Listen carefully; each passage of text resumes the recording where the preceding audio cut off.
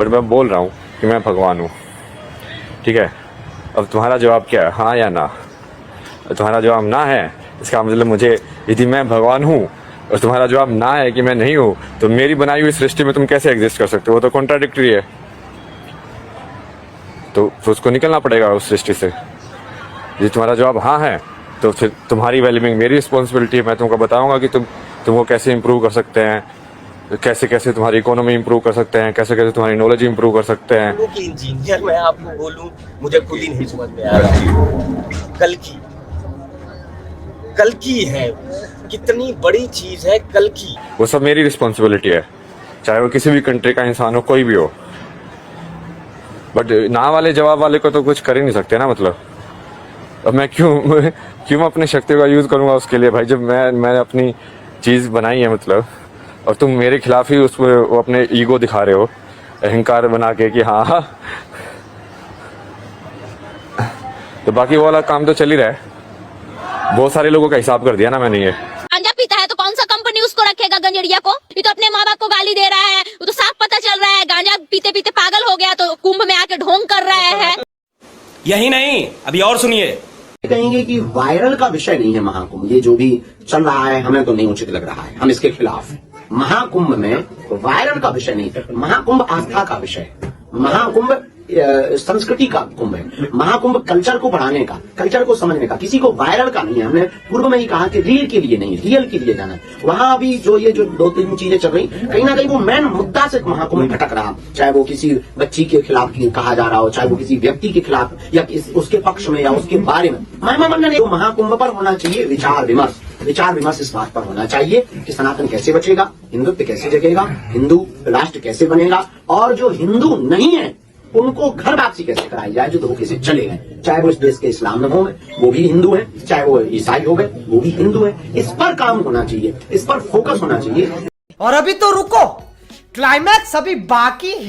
हाँ, और अगर हमको कोई चैनल वाला मिले तो हम जो पर्ची जो बनाते हैं उनका सबका राज खोल रहे। धीरेन्द्र शास्त्री हमारा चरण छूता है, पैरों में गिरता है, मुझसे बड़ा काम जानते हैं। ये मंत्र की शक्ति होती है और हम उसका क्या, अगर कोई चैनल वाला चाहे तो हम सबके पर्चा बनाने का राज खोल लगे। ये पर्चा कैसे बनाते हैं, ट्रिक से पर्चा बनता है। कोई भी बना सकता है फिर अगर आप सिखाएंगे। हाँ, मैं सिखा दूंगा। हर आदमी बनाने लगे, ट्रिक से बनाते हैं, कोई साधना से ये पर्चा नहीं बनाते। ट्रिक से बनता है। ट्रिक है उसमें।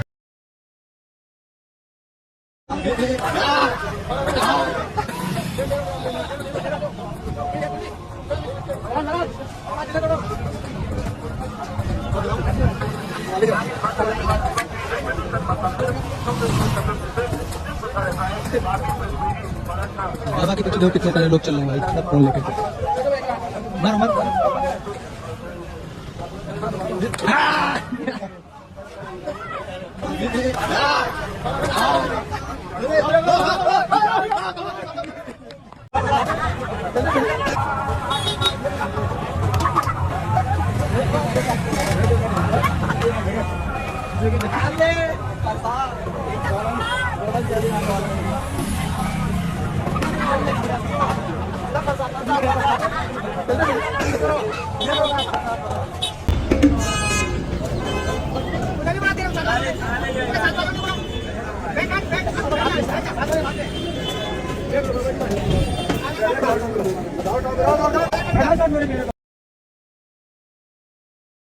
बारह वर्ष बाद फिर से महाकुंभ लगेगा? नहीं लगेगा, नहीं लगेगा, नहीं लगेगा। 12 वर्ष बाद महाकुंभ नहीं लगेगा? नहीं, अपने अपने घर में नहा लीजिएगा, अपने वॉशरूम में।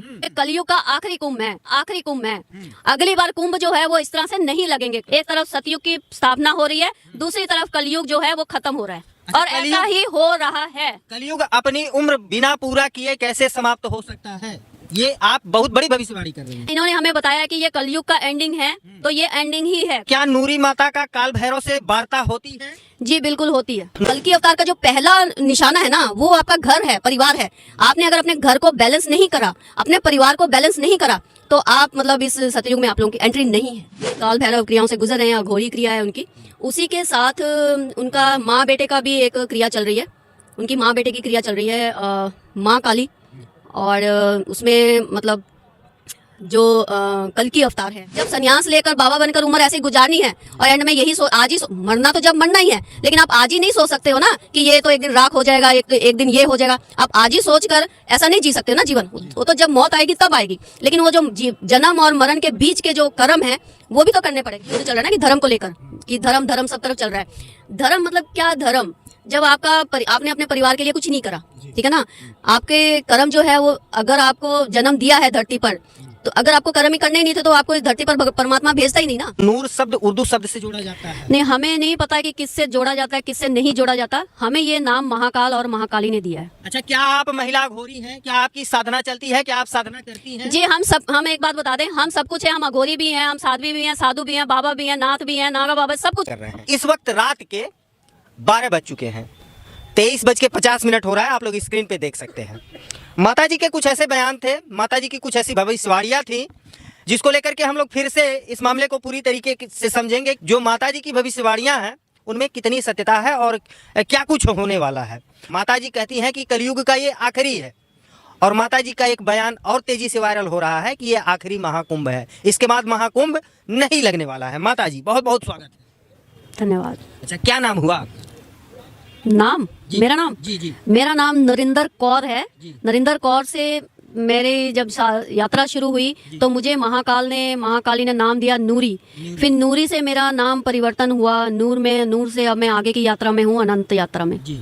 अच्छा, नूर शब्द उर्दू शब्द से जोड़ा जाता है? नहीं, हमें नहीं पता कि किससे जोड़ा जाता है, किससे नहीं जोड़ा जाता। हमें ये नाम महाकाल और महाकाली ने दिया है। जी। किस धर्म से बिलोंग करती है? मैं वैसे तो सनातनी हूँ और पंजाबी हूँ। पंजाबी? जी। अच्छा, आपके हाथ में ये कौन है? ये कल की अवतार है। कल की अवतार? जी, इस वक्त ये काल भैरव हैं। कल की अवतार जो है अपनी क्रियाओं से गुजर रहे हैं। ये बहुत सारी एक्चुअली लोगों को कंफ्यूज हो रहा है, क्योंकि 4-5 महीने पहले ये गणेश जी थे, फिर आगे अब हम काल भैरव बोल रहे हैं। तो ये समझने वालों को, जिनको ये भाषा समझ में आ रही है, घटना समझ में आ रही है, ये सिर्फ उनके लिए मैसेज है। बाकी ये अनागल यहाँ आकर फालतू के कमेंट मत डालिएगा और फालतू का दिमाग मत लड़ाइएगा, क्योंकि आप लोगों के सिर के ऊपर से जाने वाली घटना है ये अपनी क्रियाओं से जैसे गुजर रहे हैं, उस क्रियाओं में अभी ये काल भैरव की एनर्जी में है। काल भैरव, हनुमान जी और काल भैरव एक साथ माँ काली के साथ क्रियाओं में है, अघोर क्रिया में। जब इनका आगमन हुआ था उस समय किस रूप में थे ये? तब ये ऊर्जा थी सिर्फ नूर। तब मुझे महाकाल ने बताया था ये एक ऊर्जा है और इसका नाम नूर है। तब सिर्फ नूर था, उसके बाद ये अनंता नाम मिला इनको। इनका रूप परिवर्तित होता है? जी बिल्कुल होता है। अच्छा, रूप परिवर्तित हुआ तो उसके बाद कौन से रूप में आए और कितने कितने दिनों में इनका जो है रूप बदल जाता है? ये इसका कोई टाइम नहीं है, ये मुझे भी नहीं पता होता है कि कब बदलना है इनका रूप। ये सब कुछ सडन होता है, कोई प्लानिंग नहीं है कि इतने टाइम के बाद इनका रूप बदलेगा, पता होगा या नहीं। किसी भी टाइम एक दिन में कितनी बार रूप बदलते हैं, कई बार ये 4 महीने बाद बदलते हैं, कई बार ये 2 घंटे बाद बदलते हैं, इस तरह से इनके रूप बदलते हैं। अच्छा, क्या नूरी माता का काल भैरव से वार्ता होती है? जी बिल्कुल होती है। जी, क्या कुछ कहते हैं नूरी माता से काल भैरव? ये जो भी होने वाला होता है या जो भी हो रहा है ये सब कुछ बताते हैं। मैं आपको सीधी बात बता दूं, ये कल की अवतार के बारे में सब कुछ बताते हैं। कल की अवतार से रिलेटेड जो भी घटनाएं हैं, परिवर्तन से रिलेटेड, युग परिवर्तन से रिलेटेड जो घटनाएं हैं, वो सब कुछ बताते हैं। त्रिदेवों में ये कौन से देव हैं? ब्रह्मा, विष्णु, महेश, कौन सा इनका अवतार है? किस देव का अवतार है? ये कल की महाकल की है। महाकल की, महाकाल और महाकाली के पुत्र हैं ये। महाकाल की के पुत्र हैं ये। अच्छा, कलयुग का अभी 5125 वर्ष हुआ है और आप कहती हैं कि कलयुग का ये आखिरी चल रहा है। देखिए, ये हमने बताया आपको कि जो ये बता रहे हैं ना, वो हम बता रहे हैं आपको। हमारा अपना यहाँ कुछ भी नहीं है। ये इन्होंने हमें बताया कि ये कलयुग का एंडिंग है, तो ये एंडिंग ही है। कलयुग अंत उसमें चल रहा है और एक तरफ कलयुग खत्म हो रहा है, दूसरी तरफ दोनों चीजें साथ साथ प्रोसेस में है, काम चल रहा है। एक तरफ सतयुग की स्थापना हो रही है, दूसरी तरफ कलयुग जो है वो खत्म हो रहा है। अच्छा, और ऐसा ही हो रहा है। कलयुग अपनी उम्र बिना पूरा किए कैसे समाप्त हो सकता है? ये आप बहुत बड़ी भविष्यवाणी कर रही हैं। जब इंसान अपनी उम्र का उसको पता नहीं होता है, वो समाप्त हो जाता है, तो ये कलयुग भी उसी तरह समाप्त हो रहा है। अच्छा, कलयुग की उम्र 4,32,000 है और अभी 5125 वर्ष पूरे हुए हैं, तो कलयुग की समाप्ति कैसे हो सकती है? हमें नहीं मालूम कि कलयुग की उम्र 4,32,000 साल कैसे थी, कैसे। हमें ये मालूम है कि इस वक्त जो है कलयुग जो है वो अपने अंतिम चरण पर है, ये हमें मालूम है। अच्छा, क्या कुछ होगा? अगला महाकुंभ लगेगा 12 वर्षों बाद या फिर नहीं लगेगा? देखिए, अगली बार वैसे तो ये जो कुंभ है ना, ये कलयुग का आखिरी कुंभ है। अगली बार कुंभ जो है वो इस तरह से नहीं लगेंगे। कुंभ जो है, हर इंसान अपने आप में कुंभ है। तब तक हर इंसान जान चुका होगा, उनके अंदर की वो उनको सारा ज्ञान हो चुका होगा, क्योंकि सतयुग में वही लोग जाएंगे जो अपने अपने अपने अंदर के ज्ञान को प्राप्त हो चुके होंगे। उनको पता चल जाएगा कि कुंभ में जाकर ऐसे मेला लगाना चाहिए कि नहीं जाना लगाना चाहिए, वो सब पता चल जाएगा उनको। अच्छा, अगर कलयुग की समाप्ति होती है तो क्या सृष्टि रहेगी या फिर महाप्रलय होने वाला है? प्रलय ही चल रहा है, होते आया है, देख रहे हो तैयारियां हो रही है, कई जगह बहुत कुछ हो रहा है। तो ये इसी तरह ही थोड़ा बहुत चलते बोलते घटनाएं होते हैं, सब चीजें ऐसे खत्म हो जाएंगी। तो कैसे महाप्रलय होगा? कैसे होगा? आप लोग देखते हो कैसी कैसी घटनाएं होती हैं बाहर। कुछ भी होगा, कहीं आग, अभी देखा ना आप लोगों ने अमेरिका में क्या हुआ, कैसे वो आग लगकर पूरा वो शहर, इतना वो बड़ा शहर वो खत्म हो गया। तो वो कैसे हुआ, पता चला किसी को? पल पल में क्या क्या हो रहा है, आग झपकते कितनी बड़ी बड़ी घटनाएं हो रही है। मान लीजिए यही ये कुंभ में ही अभी मान लीजिए कुछ ऐसी घटना हो जाए कि वो आ जाए, तो फिर ऐसे कुछ हो जाएगा। कुछ 144 वर्ष बाद जो ये खास महाकुंभ लगा है, इसके बारे में आप क्या कहेंगे? आप भी महाकुंभ में हैं, वो भी नदी के तट पे 12 बजे रात में। हम यहाँ पर आकर शांत होकर बैठना चाह रहे थे, सोच रहे थे ये कुंभ में मतलब क्या इतना खर्चा करा, इतना महंगा, इतनी मेहनत, सब बाबाओं ने इतनी ठंड में इतनी मेहनत करी है। लेकिन उस तरह से कई बाबाओं को भी हमने देखा, उस तरह से उनको वैसे साधन नहीं है। हमें भी अच्छा भी नहीं लग रहा है देखकर। कईयों के पास अभी अच्छी तरह टेंट भी नहीं लगे हैं, तंबू भी नहीं है, कईयों के पास लाइट नहीं है, कुछ नहीं है। वो भी देखकर थोड़ा बुरा भी लग रहा था, क्योंकि देखिए ना मौसम कैसा है, ठीक है ना। लेकिन हाँ, बहुत पैसा भी खर्च करा है। जो पैसे वाले बाबाज गुरुज हैं उनके लिए तो सब कुछ है, उनके लिए तो अच्छे अच्छे टेंट बने हुए हैं। लेकिन जो सच्चे वाले बाबाज है ना, उनको अच्छी तरह कोई रहने का इंतजाम नहीं मिला है। ये चीजें हमने ऑब्जर्व करी है, नहीं मिला है उनको। अच्छा, इस महाकुंभ में सच्चे वाले बाबा, अच्छे वाले बाबा और कौन से बाबा आए हैं? यहाँ पर बहुत सारे मिक्सचर हैं, मिक्स टाइप के बाबाज आए हैं। अब क्या बोले, हमें तो एक ही बाबाओं से मतलब है, जो बिल्कुल सही, जिन्होंने सादा होगा ना जीवन, बस हमें उन्हीं बाबाओं से मिलना है। हम और उन्हीं से मिलकर हम यहाँ से चले जाएंगे। नूर अनंता माता को कौन कौन से बाबा मिले और सच्चे और अच्छे वाले बाबा मिले कि नहीं? हम अभी तक नहीं मिले हैं, हम 2-3 बाबाओं से मिले हैं, बस वही हमारे लिए अच्छे थे। अच्छा, क्या आप महिला अघोरी हैं? क्या आपकी साधना चलती है? क्या आप साधना करती हैं? जी, हम एक बात बता दें, हम सब कुछ है। हम अघोरी भी हैं, हम साध्वी भी हैं, साधु भी हैं, बाबा भी हैं, नाथ भी हैं, नागा बाबा, सब कुछ है। लेकिन हम कुछ भी नहीं है। हम सब कुछ होते हुए भी हम कुछ नहीं है। आप सब कुछ होते हुए भी कुछ नहीं है? जी बिल्कुल। लेकिन प्रत्यक्ष लोग से लोग आपको सुन रहे हैं और आपको देख रहे हैं। आपकी बातों पे लोग कमेंट करते हैं, आपकी बातों को लेकर के अच्छे कमेंट भी आते हैं, बुरे कमेंट भी आते हैं। कुछ लोग ये कहते हैं कि इनको डॉक्टर को दिखाया जाए। जी, जो मुझे कह रहे हैं कि डॉक्टर को दिखाया जाए, उनको अभी अपना इलाज करा लेना चाहिए, क्योंकि उनको ही अभी अपने इलाज करने की जरूरत पड़ सकती है। नूर अनंता माता को इलाज की जरूरत नहीं है? नहीं जी, हमें नहीं लगता कि हमें है। फिर इलाज की जरूरत किसको है? जो ऐसा सोच रहे हैं, जिनको लग रहा है कि हम जो बोल रहे हैं वो गलत बोल रहे हैं, उनको इलाज की जरूरत है, हमें नहीं है। हमें नहीं लग रहा है कि हमें इलाज की जरूरत है। अच्छा, नूर अनंता माता साधना कब कब करती है? जब भी साधना करने का हमारा कोई टाइम नहीं है। हम 24 घंटे साधना में ही रहते हैं। वो कोई फिक्स टाइम नहीं है कि इस टाइम हम साधना करेंगे। 24 घंटे अवेयर है, हम जागरूक है, हम जाग कर जी रहे हैं। नूर अनंता माता कब सोती है, कब जगती है? ना हमारे कोई सोने का टाइम है, ना हमारे कोई जगने का टाइम है। जब नींद आएगी हम तब सोएंगे, और नहीं नींद आएगी तो नहीं सोएंगे। अच्छा, कोई क्या नूर अनंता माता को नींद आती है कि नहीं? ऐसा नहीं है कि रात बनी है तो हमें सोना ही है। जरूरी नहीं है कि दोपहर हो या तो दोपहर को ही खाना है। हो सकता है कि हमें 3 दिन भूख नहीं लगी, हम नहीं खाएंगे। हो सकता है हमें अभी नींद नहीं आ रही तो हम नहीं सोएंगे, हम जागेंगे, हम यहाँ बैठे रहेंगे, नहीं सोएंगे। अच्छा, यही आपका तप है? हाँ, यही हमारा तप है। तो कलयुग को लेकर के जो आप भविष्यवाणी की थी कि कलयुग का ये आखिरी है, अंतिम चरण चल रहा है, अब कलयुग की उम्र समाप्त होने वाली है, तो कैसे समाप्त होने वाली है? ऐसे ही समाप्त हो रही है। आप देख नहीं रहे हो कितना कुछ हो रहा है, लोग खत्म ही तो हो रहे हैं ना सब। क्या हो रहा है? सच संसार का नियम है, परिवार, देखिए नियम है ना, ये जो नियम इस बार होगा ना, ऐसे कभी ना पहले हुआ है। इस बार तो ऐसा है ना, जैसे कहते हैं कि रामायण महाभारत तो हम लोगों ने भी सिर्फ सुना है ना, हम लोगों ने तो नहीं देखा है ना। लेकिन ये जो कलयुग का युद्ध है ना, ये तो सब लोग गवाह बनेंगे, गवाह।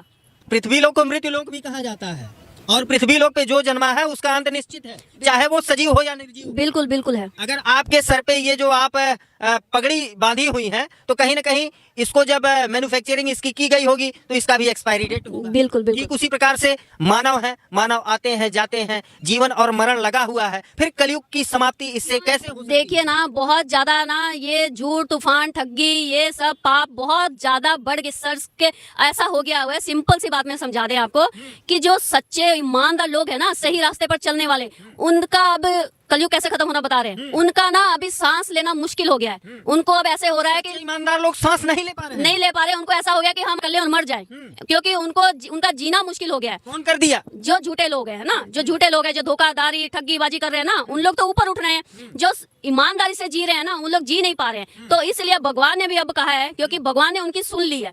अब भगवान जो है खुद धरती पर आ रखे हैं। किस रूप में आए हैं भगवान धरती पे? कल की अवतार के रूप में। लेकिन इस वक्त वो महाकाल, महाकाली, काल भैरव, ये खप्पर योग वाला तांडव करेंगे। तांडव आप लोगों की भाषा में बता रही, तांडव करेंगे, रप्पा रपाएंगे सबको, रप्पा रप्पा। अच्छा, क्या नूर अनंता माता रात के 12 बजे या फिर मध्य रात्रि में शमशान घाट पे भी साधना करती हैं? जी साधना मतलब जी करते हैं, मतलब उस तरह से नहीं है। अगर आप लोग कहो कि यहाँ पर जो चलता है कि जो बाबा लोग बैठ के वहाँ पे सब ड्रामेबाजी करते हैं, हम वैसी ड्रामेबाजी नहीं करते हैं। वो हमें जिस तरह की साधना में लेकर जाते हैं, हम वो साधना करते हैं। हाँ, जाते हैं हम। इसी से रिलेटेड ही हम इस वक्त काशी में हैं पिछले 2 महीने से। अच्छा, पिछले 2 महीने से नूर अनंता माता काशी में कौन सी साधना कर रही है? अघोर साधना। अघोर साधना जी। किस प्रकार की वो साधना है, स्पष्ट करिए आप। ये बस इनको ऐसा होता है कि शमशान में जाकर कुछ देर ध्यान में बैठना होता है, तो मैं इनको लेकर बैठती हूँ गोद अच्छा, में। ध्यान में कितने देर तक ध्यान मग्न रहती है? हम शमशान में तो कभी 1 घंटा, आधा घंटा ऐसे बैठते हैं, लेकिन जब हम वहाँ से रूम में जाते हैं तो वहाँ पर हम काफी देर ध्यान में बैठते हैं उनको लेकर। क्या शमशान घाट में मध्यरात में आपको डर नहीं लगता? जी नहीं, डर नहीं लगता। बिल्कुल डर नहीं लगता? जी बिल्कुल डर नहीं लगता। महिलाएं तो शमशान घाट में नहीं जाती हैं। नहीं, ऐसा कुछ नहीं है कि महिलाएं नहीं जाती हैं। ये चीजें समझने के लिए आपको जरूर काशी घुमाना चाहिए। हरिचंद्र घाट, मणिकर्णिका घाट, ऐसे मतलब जा रहे हैं, वहाँ से आपको पता चल जाएगा महिलाएं जाती हैं। महिलाएं एक्चुअली में क्या है ना, ये जो पैटर्न है ना कि यहाँ पर महिलाएं नहीं जाती, यहाँ पर मर्द नहीं जाता, वहाँ वो जाता, वहाँ जाता, ये सारी चीजें एक्चुअली खत्म कर दी जाएगी। कहाँ कौन कुछ आपके जीवन में हुआ कि आप महिला अघोरी बन चुकी? हम बन नहीं चुके हैं, हमें बना दिया गया है, हमें बनाया जा रहा है। कौन बना दिया? कौन बना रहा है? हमें महाकाल और महाकाली बना रहे हैं। जिसका जीता जागता प्रमाण आपके गोद में? हमारी गोद में ये महाकाल और महाकाली के बेटे हैं, जिनका नाम नूर अनंता। महाकाल काल की अवतार है। एक बार स्पष्ट करिए कि धरती रहेगी? धरती तो रहेगी, धरती ने कहाँ जाना है, सदियों से रहेगी, लेकिन नहीं होगा। परिवर्तन हो जाएगा, प्रलय भी आएगा, आएंगे जाएंगे, नहीं होगा? होगा जी बिल्कुल होगा। अच्छा, परिवर्तन किस प्रकार का होगा? परिवर्तन पहले मानव का परिवर्तन होगा, बाकी केवल मानव का ही परिवर्तन? मानव परिवर्तन होगा तो अपने आप परिवर्तन हो गया। विचारधाराएं ही परिवर्तित? बिल्कुल, इसी का ही प्रोसेस है। 12 वर्ष बाद फिर से महाकुंभ लगेगा? नहीं लगेगा। अभी जैसे हम कल चले गए थे काशी और आज सुबह आ गए हैं। इस वक्त हम यही हैं, कुंभ में ही हैं। और सच दिल की बात कहूँ तो यहाँ पर कुछ भी मतलब ऐसा है नहीं है जो भैरव बाबा को अच्छा लग रहा है। उन्हें कुछ भी यहाँ ना ही कोई ऐसे अभी कोई 2-3 बाबा मिले हैं उनको, जिनसे उनको मिलना था वो उनको मिल चुके हैं। अच्छा, काल भैरव जी कौन कौन से बाबा से मिले? नाम तो नहीं पता है हमें, ना ही नाम जानना है और ना ही हमें अपने बारे कुछ अपने नाम बताने हैं उनको। बस एनर्जी आपस में, ऊर्जाएं आपस में मिल रही हैं, इतना हम इसका मतलब खुद विटनेस कर रहे हैं। तो आज तो मतलब इसी में ही समय बीता और इस वक्त तो हम यहाँ, आप देख रहे हो, ये गंगा के पास।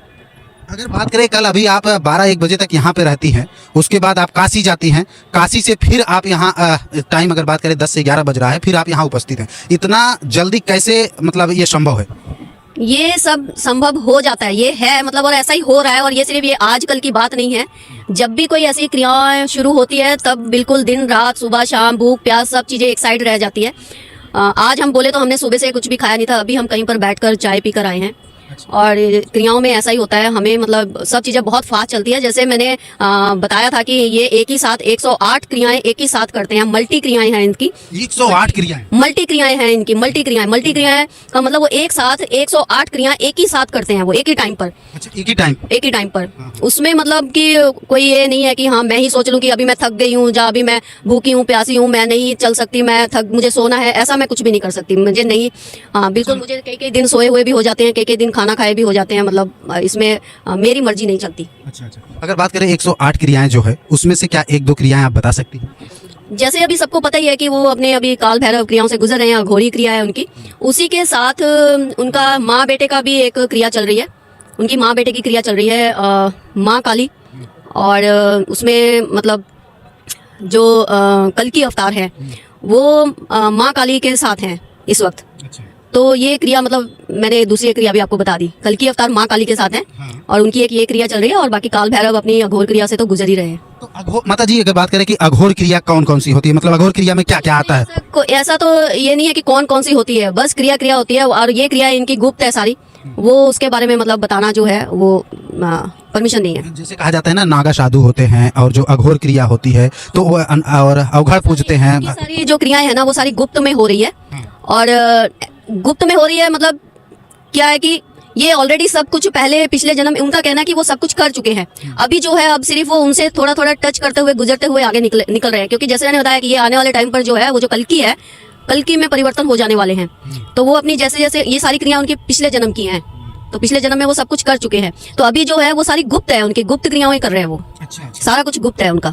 एक कल आपका एक सोशल मीडिया पे बयान बहुत तेजी से वायरल हुआ, आप कर्म और धर्म के बारे में थोड़ा सा बता रही थी, तो कर्म क्या है और धर्म क्या है?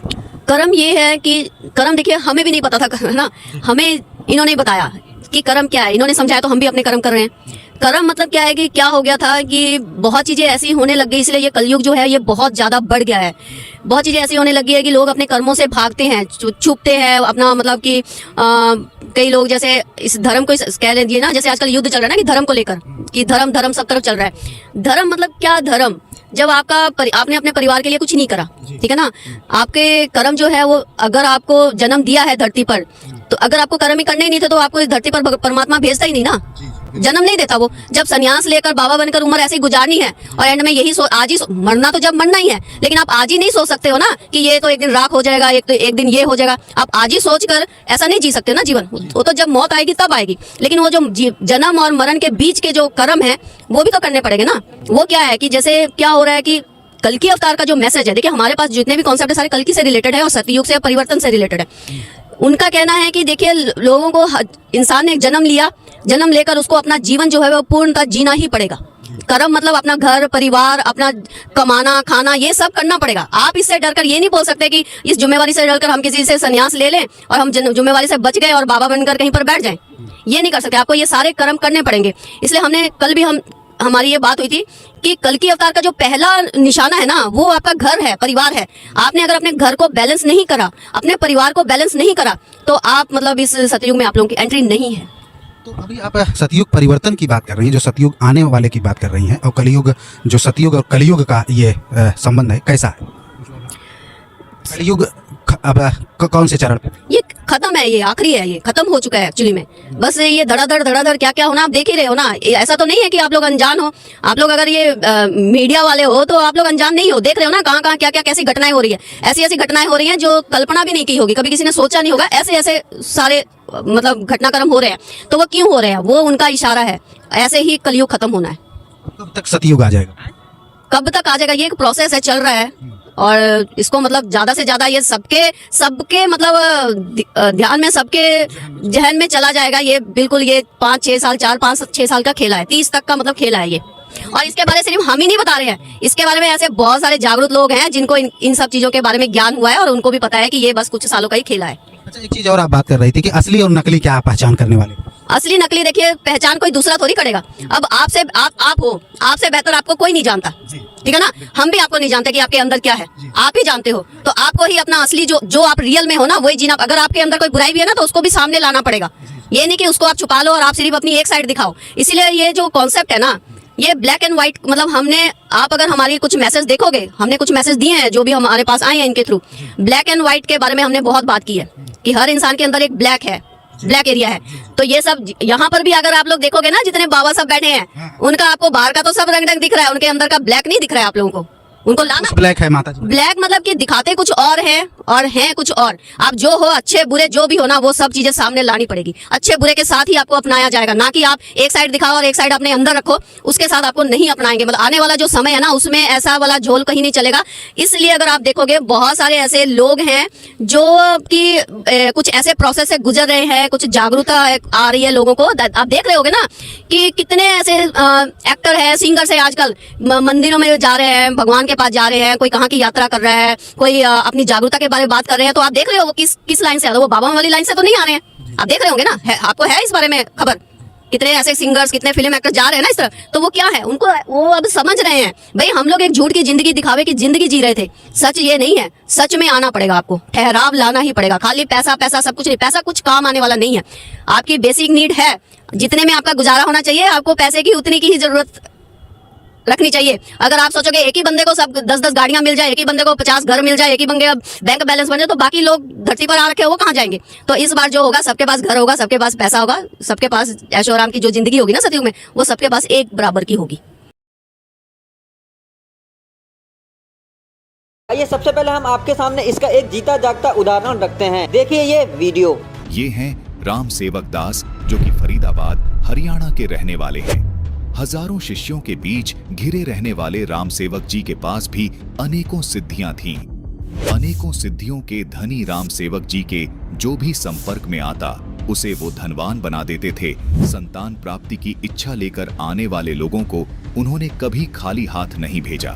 लेकिन ऐसा क्या हुआ कि राम सेवक जी को लगा कि ये सब उन्हें बर्बादी की ओर ले जा रहा है। दर्शकों, जो लोग सिद्ध शक्तियों की प्राप्ति में अपने मनुष्य जीवन को दांव पर लगाए बैठे हैं, उन लोगों के लिए राम सेवक जी का ये अनुभव एक मिसाल बन सकता है। सुनिए राम सेवक जी की कहानी, उन्हीं की जुबानी। नमस्कार जी। सर जी।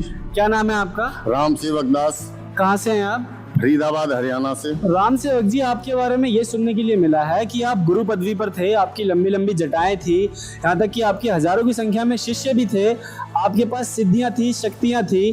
तो ये जो आपकी जितने भी हमने आपके बारे में सुना है, इसका स्पष्टीकरण एक बार दीजिए। हनुमान जी की भक्ति करता था। हनुमान जी का मंदिर है मेरे गाँव में, और मैं उनको बहुत बड़ी पूजा करता था। हनुमान जी की एकादशी का व्रत रखता था और तमाम व्रत रखता था। महीने में कम से कम 5-6 व्रत, 7 व्रत तक हो जाते थे। और सिद्धियां तो आ गई, लेकिन मन को शांति नहीं मिली और मन के संशय खत्म नहीं हुए। रामायण मुझे कंठस्थ याद थी, जो बड़ी मुश्किल से भूल पाया हूँ। और जो है मुझे कहीं किसी के साथ बैठ के अगर हर चर्चा करनी पड़ती थी तो मुझे कोई निगाह नहीं पाता था, मेरा चेला ही बन जाता था। इस तरह से 2-2.5 हजार चेले मेरे बन चुके थे, और जो है मेरी आज्ञा का पालन करते थे। आपने अपनी सिद्धियों और शक्तियों के बारे में बताया, तो थोड़ा विस्तार से बताएंगे कि आपकी वो सिद्धियां शक्तियां कैसे प्राप्त हुई थी आपको? सिद्धियां शक्तियों से जगत के लिए लाभ मिलता था। कई बाजों को पुत्र मिले, एक नहीं कईयों को, और सट्टे का सटीक नंबर मिलता था, जो धन लाभ प्राप्त हो जाता था। इस चक्कर में मैं पंजड़े में फंसा हुआ था। उसी दौरान मेरी पत्नी बीमार हो गई। मैं पूरे भारत में जन कहाँ नहीं गया, देहाती इलाज कराया, डॉक्टरों का इलाज कराया, बालाजी भी गया, सब जगह मैंने नाक रगड़ी। एक मिनट, आपने अभी बताया कि आपकी पत्नी बीमार हो गई, आपके पास खुद इतनी सिद्धियां थी, शक्तियां थी, तो क्या आपने पत्नी का इलाज खुद नहीं किया? हाँ, मैंने खुद भी किया।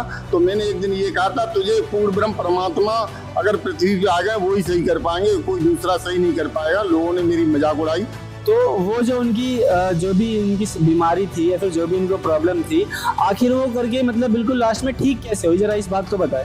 लास्ट में हमको पता लगा रामपाल महाराज जी पूर्ण ब्रह्म परमात्मा के रूप में बरवाला में उपस्थित हैं। तो हम जो है बरवाला गए 6 महीना में, सन 2014 में। तो जा करके हमने वहाँ पर पहुँचे तो पहले नंबर हमारी पत्नी गई, और उनको 2 लोग उठा के ले गए थे कंधे पे बैठाल के। तो उनको नाम दिलवाया, और वहाँ उन्होंने शर्त रखी कि पूर्ण ब्रह्म परमात्मा की जो 21 शर्तें ये मान लो तो तुम अभी ठीक हो जाएगी। उन्होंने शर्त मानी, जैसे ही परमात्मा ने नाम दिया वो ठीक हो गई। ठीक होने के बाद में दौड़ती हुई आई, बोली तुम ये पूजा पाठ सब छोड़ दो, गुरु पदवी छोड़ दो, और ये अपना पूर्ण ब्रह्म परमात्मा आए हुए इनकी शरण ले लो। आपके कहने के अनुसार जो आपकी पत्नी थी, उन्होंने सिर्फ संत रामपाल जी महाराज जी से नाम दीक्षा ली और उनकी बीमारी ठीक हो गई। हाँ, उनकी बीमारी एकदम ठीक हो गई। और आपके पास जो इतनी शक्तियां थी, वो आप उनको फिर भी ठीक नहीं कर पाए। हाँ, हमारे पास जो सिद्धियां थी वो हमारी सिद्धियों ने काम नहीं करा, क्योंकि हमारे पास जो सिद्धियां थी वो हनुमान जी की थी और काली देवी की थी और उनकी थी। तो हम ये तमाम पूजा पाठ करते थे, वे सिद्धियां तो थी, उनसे और लोगों को लाभ मिला, लेकिन मेरी पत्नी को कोई लाभ नहीं मिला। मेरी पत्नी को लाभ पूर्ण ब्रह्म परमात्मा संत रामपाल जी महाराज जी की शरण में जाने से, नाम लेने से हुआ। रामपाल महाराज जी का ज्ञान पूर्ण ज्ञान है, इसमें सब संशय कट जाते हैं, सारे संशय नष्ट हो जाते हैं, चाहे वो रामायण के हों, चाहे गीता के हों, चाहे वेदों के हों और चाहे कहीं से आपने सुने, वो सब संशय का भस्म हो जाते हैं गुरु जी की, रामपाल महाराज जी की शरण में जाके। रिद्धि सिद्धियों से बहुत बुरा लाभ होता है। इनके चक्कर में व्यक्ति को पढ़ना ही नहीं चाहिए, और जो पढ़ गया है वो मुश्किल से निकल पाएगा, नहीं निकल पाएगा। मैं तो कहता हूँ निकल नहीं पाएगा। वो तभी निकल पाएगा या पूर्ण ब्रह्म परमात्मा रामपाल महाराज जी की शरण ले लेगा, अन्यथा कोई उसे निकाल नहीं सकता। कबीर सागर और भविष्य मालिका पुराण दोनों को लगभग 600 वर्ष पहले लिपिबद्ध किया गया था। कबीर सागर के स्वसंवेद बोध अध्याय में कबीर परमात्मा ने कहा है कि 5 सहस और 500 जब कलयुग बीत जाए, महापुरुष फरमान तब जग तारण को आए। कबीर परमात्मा ने कहा था कि जब कलयुग लगभग 5505 वर्ष बीत जाएगा, तब वो महापुरुष दुनिया का उद्धार करने के लिए आएगा। दर्शकों, कबीर सागर के बोध सागर अध्याय में लिखा है कि 5505 तब ये शब्द होगा सांचा। यही बात भविष्य मालिका पुराण में लिखी है। देखिए, इसमें लिखा है कलयुग 5000 साल पूर्ण होगा, तब भक्त और भगवान की लीला का प्रकाश होगा। वहीं कबीर परमात्मा ने कबीर सागर में अपनी वाणी में कहा है कि यथा सरित गण आप ही मिले सिंधु में धाये, सत्य सुकृत के मध्य तिमी सभी पंथ समाये। यहाँ कबीर साहिब जी ने कहा है कि जिस तरह सब नदियां अंत में समुद्र में समा जाती हैं, इसी प्रकार उस महापुरुष के आने के बाद सब पंथ, सब धर्म एक होकर एक पंथ बन जाएंगे और उस महापुरुष के द्वारा चलाया गया एक पंथ रहेगा, जो सत्य सनातन पंथ होगा। यही बात भविष्य मालिका पुराण में लिखी है। लिखा है कि भविष्य मालिका पुराण के अनुसार सन 2032 से पूर्व संपूर्ण विश्व में सभी धर्मों और पंथों का पुनर्गठन होकर सारे विश्व में केवल सत्य सनातन धर्म प्रतिष्ठित होगा। दर्शकों, अब जानना यह है कि आखिर वो महापुरुष कौन है जिसके बारे में कबीर सागर में लिखा है। जो जग तारण को आएगा वो अवतार कौन है जिसके बारे में भविष्य मालिका पुराण में लिखा है कि 2032 से पहले वो महापुरुष सभी धर्मों का पुनर्गठन करके सारे विश्व में सत्य सनातन धर्म को प्रतिष्ठित कर देगा। दर्शकों, अब आपको कबीर सागर के वो गूढ़ रहस्य दिखाने जा रहे हैं जिन्हें जानकर आप दंग रह जाएंगे। कबीर सागर में लिखी हर बात इसलिए भी बहुत विशेष महत्व रखती है क्योंकि इसमें लिखी प्रत्येक वाणी खुद कबीर परमात्मा द्वारा लिपिबद्ध करवाई गई है। दर्शकों, भविष्य मालिका पुराण में जिस महापुरुष द्वारा सभी धर्मों को एक करके आदि सनातन धर्म को पुनः प्रतिष्ठित होने की बात कही गई है, वो महापुरुष कौन है, उसके आने के समय की जानकारी भी कबीर सागर में लिखी है। दर्शकों, जैसा कि आपने भविष्य मालिका पुराण में देखा कि कलयुग के 5000 वर्ष बीत जाने के बाद भगवान और भक्त की लीला का प्रकाश होगा। जिस महापुरुष का जिक्र भविष्य मालिका पुराण में है, उस महापुरुष का कबीर सागर में स्पष्ट वर्णन देखने को मिलता है तथा उस महापुरुष की पहचान भी बताई है। आइए अब आपको कबीर सागर में दिखाते हैं। दर्शकों, कबीर सागर में बोध सागर के स्वसंवेद बोध पृष्ठ 121 पर लिखा है, चौथा युग जब कलयुग आई, तब हम अपनो अंश पठाई, काल फंद छूटे नर लोई, सकल सृष्टि प्रवाणिक होई, घर घर देखो बोध विचारा, सतनाम सब ठोर उचारा। 5505 तब ये वचन होगा सांचा, कलयुग बीत जाए जब एता, सब जीव परम पुरुष पद चेता। जिसका भावार्थ ये है कि जब चौथा युग यानी कलयुग आएगा, वह कलयुग 5505 वर्ष बीत जाएगा, तब परमात्मा अपने ज्ञान का प्रकाश करने के लिए इस धरा पर आएंगे। वह सब जीव उनके अद्भुत ज्ञान को सुनकर पूर्ण परमात्मा की भक्ति करेंगे, यानी सतनाम का जाप करेंगे। अब दर्शकों, सवाल ये है कि वो महापुरुष जिसका जिक्र कबीर सागर और भविष्य मालिका पुराण कर रही है, वो महापुरुष कहाँ आएगा और कैसे आएगा? आइए ये भी जानते हैं कि उसकी पहचान कैसे होगी।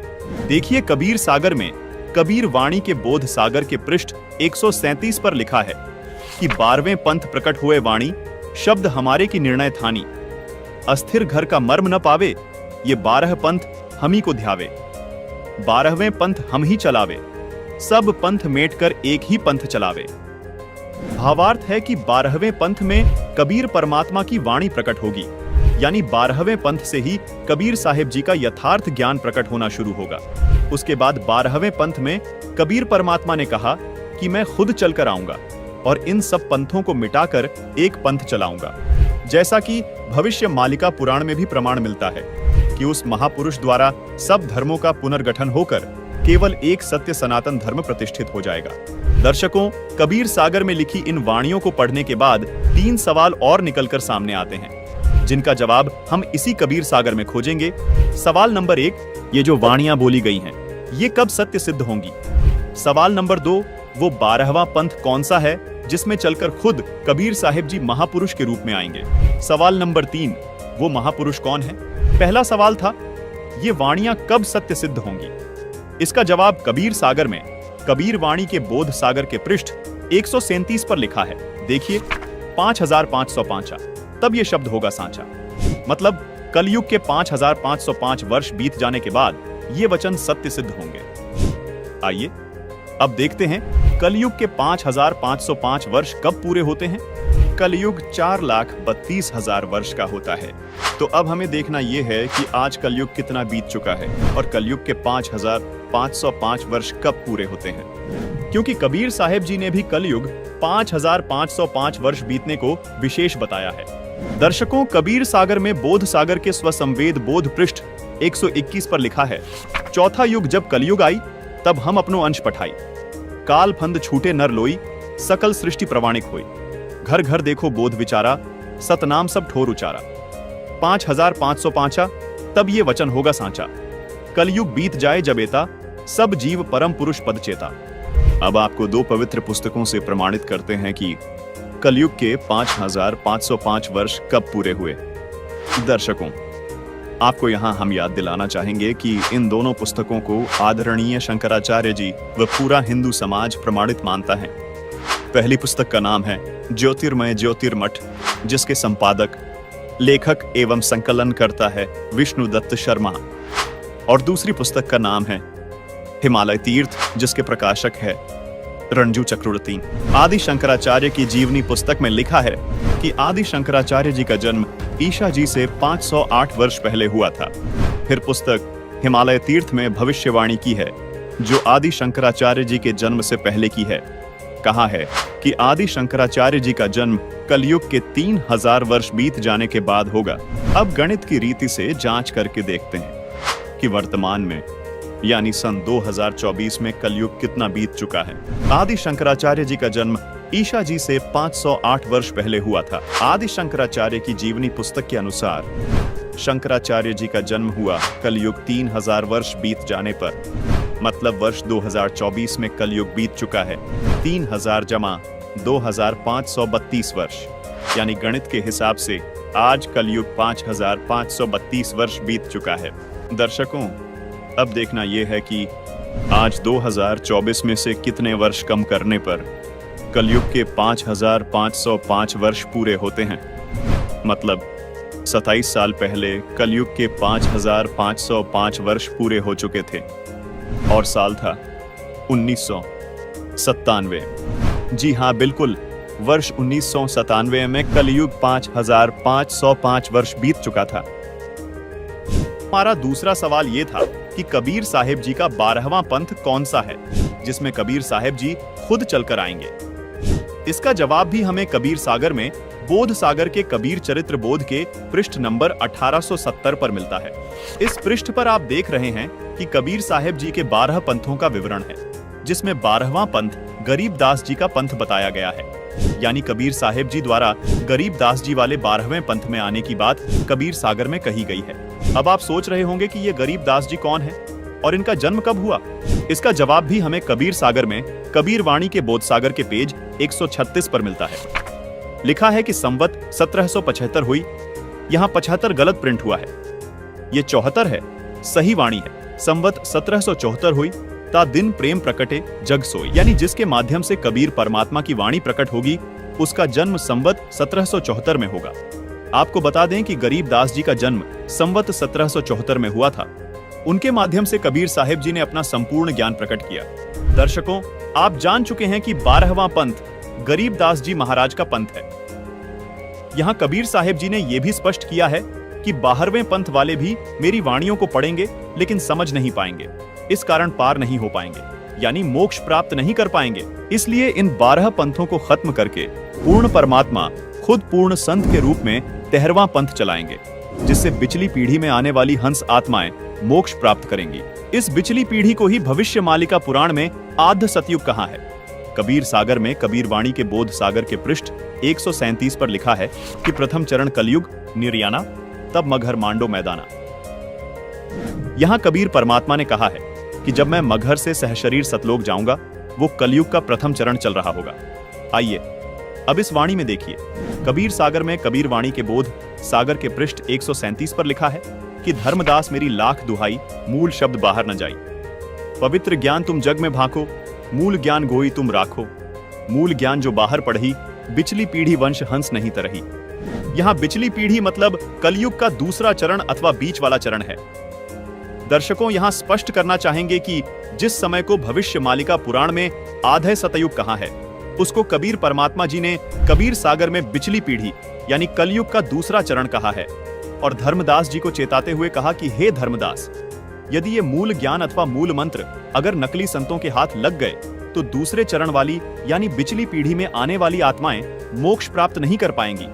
मतलब जो आधे सतयुग में जन्म लेगा उसका पूर्ण लाभ वो आत्माएं नहीं उठा पाएंगी। भविष्य मालिका पुराण में लिखी इस बात को भी विस्तार से समझाते हैं कि वो महापुरुष कौन है।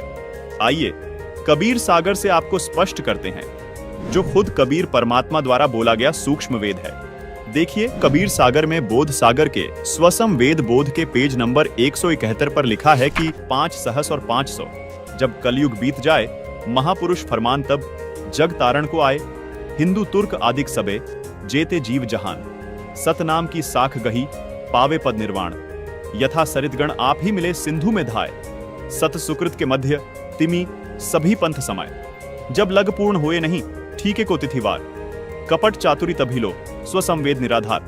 सभी नारी नर शुद्ध तब जब ठीक का दिन आवंत, कपट चातुरी छोड़ के शरण कबीर गहन। एक अनेक हो गए पुनः अनेक हो एक, हंस चले सतलोक सब सत्य नाम की टेक। घर घर बोध विचार हो दुर्मति दूर बहाए, कल युग में सब एक हो बढ़ते सहज सुभाए।